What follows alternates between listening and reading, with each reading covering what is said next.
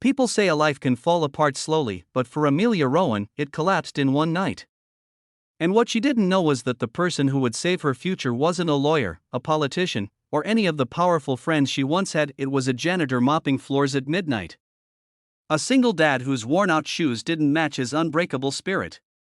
And if she hadn't walked into that dim hallway at exactly the right second, she might have never discovered the one man who would change everything. Amelia's life had always been polished, sharp suits, a billion-dollar company, and the kind of confidence people could feel when she entered a room. But the evening that changed everything, she wasn't in a boardroom. She was sitting alone in her car outside the city courthouse, clutching a folder filled with the documents that officially declared she had lost her company, her fortune, and her reputation. Betrayed by the person she trusted most, her own business partner. Rain hammered the windshield. Her breaths came in short bursts. For the first time since she was a teenager, Amelia felt small, powerless, and painfully human. The world she built had crumbled beneath her feet, and all she had left was the sound of rain and the weight of her own heartbeat. She didn't know where to go. She didn't know who to call. All she knew was that she couldn't go home, not when the media already circled her mansion like hungry wolves. So she drove without thinking, letting the city blur past, until she reached the one place where no one would look for a fallen billionaire, the old community center she secretly funded years ago, back when life felt simple and she believed money could fix everything. Inside, the building was nearly empty. The lights were dim, the hallways silent. And that's when she saw him, mopping the floor slowly, humming under his breath, wearing a tired expression and a warm smile that didn't belong in such a sad, forgotten place. His name was Oliver Hayes, a single dad working double shifts to support his 7-year-old daughter. To Amelia, he was a stranger. But in seconds, in a single conversation, he became the one person who saw her not as a billionaire, not as a failure, but as a human being. Amelia stumbled slightly as she stepped inside, the sound of her heels echoing sharply through the empty hallway. Oliver turned at the sound, his mop still dripping water onto the floor. He blinked, surprised to see someone dressed like she belonged in a magazine, not a rundown community center. We're closed," he said gently, wiping his hands on his faded uniform. "If you're looking for shelter from the rain, you can sit in the lobby. I'll pretend I didn't see you." Amelia nodded, unable to speak. Her throat felt tight, her eyes burning.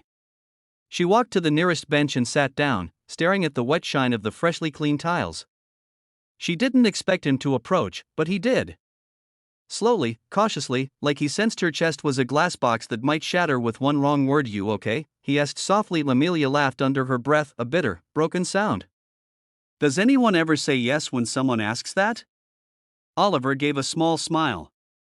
"Only people who think pretending makes things better." She looked up, startled by the honesty in his tone. His uniform was old, his laces frayed, yet his eyes, they were steady, compassionate, and strangely grounding. "I lost everything today," she whispered. He didn't respond with shock. He didn't ask what she meant. He didn't look at her like she was dramatic or unbelievable.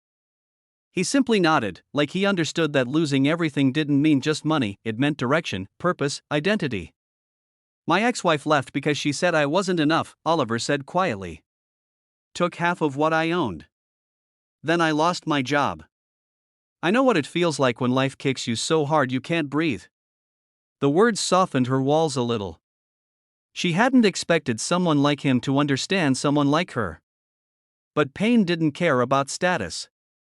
"What did you do?" she asked. "I kept going," he replied.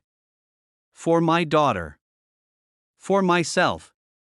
Sometimes moving forward is the only thing that's still in our control." Amelia swallowed hard. For the first time since she lost her company, she felt a spark, small, fragile, but real. She wasn't alone.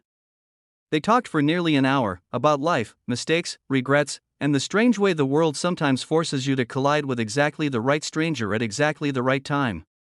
Oliver listened without judgment.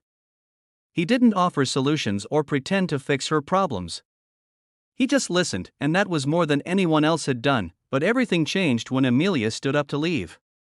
Her legs suddenly weakened, and she collapsed before she could grab the bench. Oliver reached her in seconds, steadying her as she gasped for breath.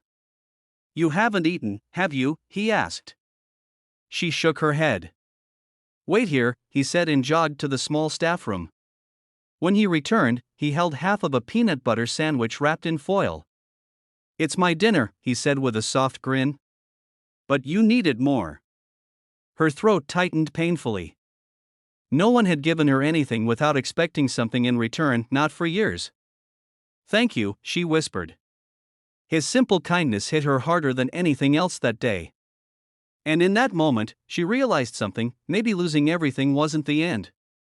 Maybe it was the beginning. Over the next few weeks, Amelia kept returning to the community center. At first, she told herself it was because it was quiet, away from cameras and reporters. But deep down, she knew the truth: Oliver made the world feel bearable. He treated her like a normal person. Not a billionaire. Not a scandal. Not a ruined success story. Just Amelia. And it felt like oxygen. Sometimes she would help him clean while they talked.